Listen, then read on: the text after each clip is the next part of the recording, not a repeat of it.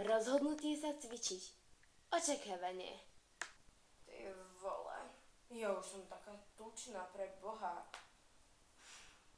Mala by som začať zhodiť. Idem na to.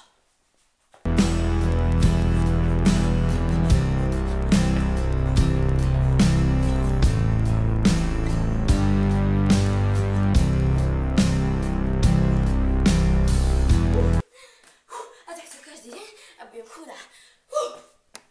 Realita. Som tučná pre Boha. Čo budem robiť? A čo to mám v genoch?